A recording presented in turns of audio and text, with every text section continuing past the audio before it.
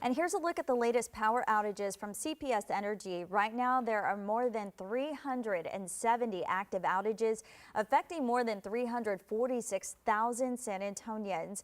And these are being called rolling outages, but many people have been without power for several hours at a time.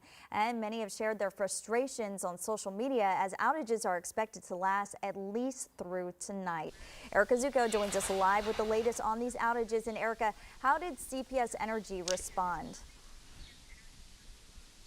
Yeah, well, CPS Energy says that we can expect these to last at least through tonight, potentially through tomorrow. We don't have a total ETA, but since I last talked to you, Audrey, we did get an update from ERCOT. That's the statewide agency that directed local utilities to do these, what we've been calling controlled blackouts. And what they say is that they're expecting to get a little more wind and solar power back online by this afternoon.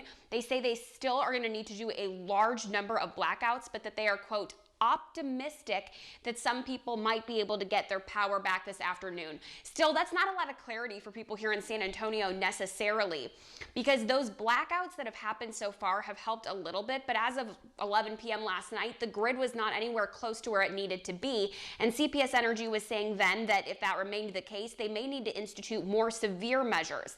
So bottom line, what does that mean for people who are at home right now? If you are out of power and then you got your power back, so you're able to watch us right now, you could see it leave again, potentially more frequently, potentially for longer periods of time. If your power has stayed on and you were in that maybe 1/3 of people who were in those circuits that they were leaving online, you could potentially still see your power go out. So just because you haven't seen any outages doesn't mean you're in the clear. If there's anything you can do to prepare, putting towels under the cracks in your windows and your doors, getting your warm clothing ready, making sure that you have food and water nearby and ready as well as a flashlight.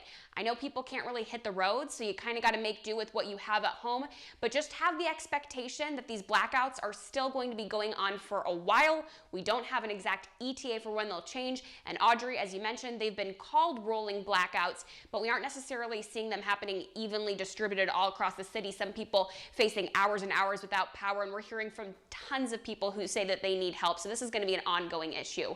We're working to find out where more resources might be available. We'll keep you posted in our later newscasts and at KENS5.com. Audrey.